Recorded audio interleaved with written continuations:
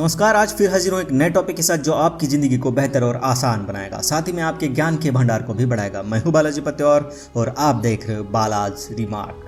माना जाता है कि हनुमान ही एक ऐसे भगवान हैं जिनका कलयुग में भी प्रभाव देखा जा सकता है और इनकी कृपा पाने के लिए लोग हनुमान चालीसा का पाठ करते हैं। लेकिन क्यों हनुमान चालीसा को ही संकट दूर करने वाला माना जाता है? हनुमान चालीसा की रचना किसने, कब और कैसे की, जानने के लिए वीडियो को अंत तक देखिए। हनुमान चालीसा की रचना तुलसीदास जी ने की थी। रामचरितमानस की भी रचना तुलसीदास जी ने ही की थी। तुलसीदास एक सच्चे राम भक्त थे। वो अपने गुरु के कहने पर लोगों में राम महिमा का प्रसार कर रहे थे।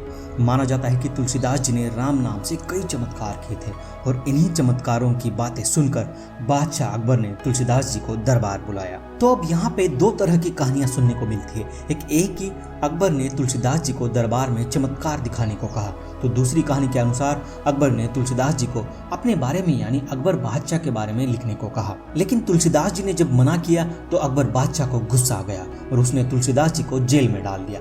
उस समय तुलसीदास जी की महान कवि में गणना होती थी।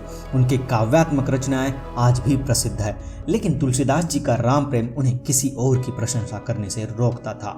उनका मानना था कि राम नाम कोई चमत्कार दिखाने का खेल नहीं है।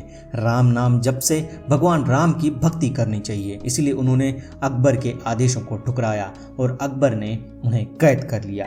कैद में होने की वजह से तुलसीदास जी का राम के महिमा का प्रसार रुक गया। तुलसीदास जी संकट में थे, फिर भी उन्होंने राम भक्ति को नहीं छोड़ा।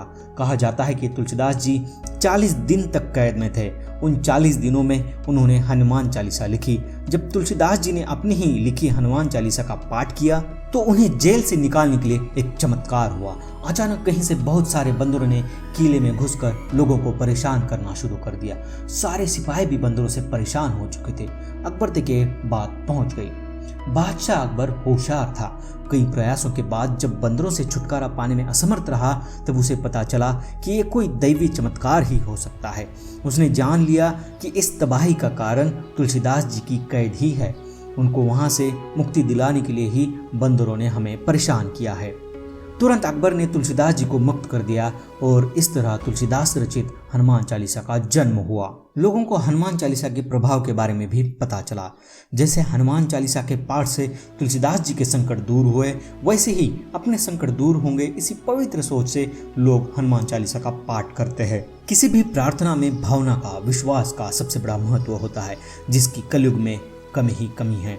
शायद इसी कारण आज हमें प्रार्थना का पूरा फायदा नहीं दिखता है। जहां हम छोटे से संकट आने पर भगवान के अस्तित्व को ठुकराते हैं, वही तुलसीदास जी ने और ज्यादा भक्ति की और पूरे विश्वास से हनुमान जी का गुणगान करने हेतु हनुमान चालीसा की रचना की। उनके और हमारी भक्ति में जमीन आसमान का फर्क है, तभी तो हमारी प्रार्थना फलीभूत नहीं होती है।